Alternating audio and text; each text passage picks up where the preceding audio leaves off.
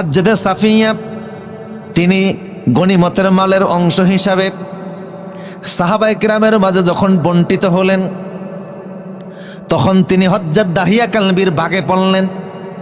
কিন্তু সাফিয়া আল্লাহ রাসূলের কাছে প্রস্তাব পাঠালো, হে রাসূল, কি করে আমারে যে কোনো লোকের বাগে দেন, আমি তো একজন উচ্চ বংশের নারী, আমি হারুন নবীর বংশধর, আমার বাবা হুয়াই ইবনে আখতাব গোটা কমিউনিটির নেতা, আমি যেহেতু নেতার মেয়ে, যার কাছে বিয়ে দিলে তো আমার কুফু মিলে না, আপনি যদি বিয়ে করেন আমি রাজি আছি। তাহলে বোঝা গেল বিয়ের সাথে একটা সমতা আছে না নাই? মেয়েটা যেই পরিবারে যেইভাবে লালিত পালিত হয়েছে, যদি তার থেকে নিচে দেন, ওখানে গিয়ে সুখ শান্তি হবে? কিন্তু এখন তো প্রেমের টানে প্রেসিডেন্টের ছেলে বাইদ্যার নৌকার মধ্যে আসতে পারে, সেটা আলাদা জিনিস। কথা বুঝতেছেন কিনা? কিন্তু এই নৌকার মধ্যে আসলো 3-4 দিন টিকবে, এরপরে আর নদীর ঢেউ যখন শুরু হবে ভালোবাসা থুইয়া জাফিয়া পড়ব। এই জন্য আমার দেশে দেখা যায় এখন প্রেমের টানে যতগুলি বিয়ে শাদী হয় মোটেও টিকে না, এগুলি ডিপোর্টস হয়ে সুখ আর বেশি দিন থাকে না। প্রেমের যে জ্বালা কিছুদিন পরে যখন শুরু হয় তখন জইলা ফুইরা চাই বর্ষ। কথা বলেন ঠিক কিনা?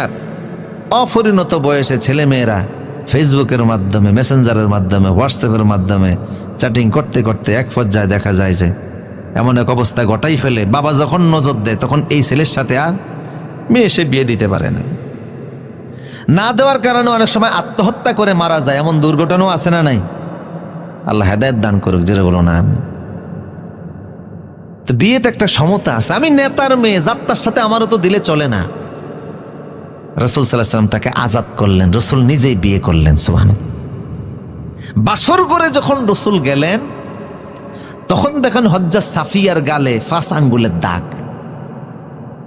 হুজুর বললেন, সাফিয়া, তোমার গালে এত জোরে থাপ্পড় মারলো কে যে তোমার গালের মধ্যে 5 আঙ্গুলের দাগ লেগে আছে?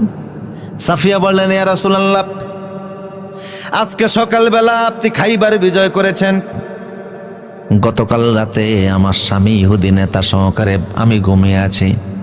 রাত যখন গভীর হয়ে গেল আমি একটা স্বপ্ন দেখলাম। কি স্বপ্ন দেখলাম? আমি দেখলাম আকাশের চাঁদ আমার ডান কোলের মধ্যে এসে চলে গেছে। স্বামী শব্দটা শোনার সঙ্গে সঙ্গে হাত ঘুরাইয়া পুরা হাত একত্রিত করে আমার ডান গালে একটা থাপ্পড় লাগিয়ে দিল। সেই হাতের থাপ্পড়ের আঙ্গুলের ছাপ এখনো আমার গালের মধ্যে লেগে আছে। স্বামী বলল, তুই তো আর আমার থাকবে না, তুই তো মুহাম্মদের স্ত্রী হতে যাচ্ছিস। আল্লাহু আকবার।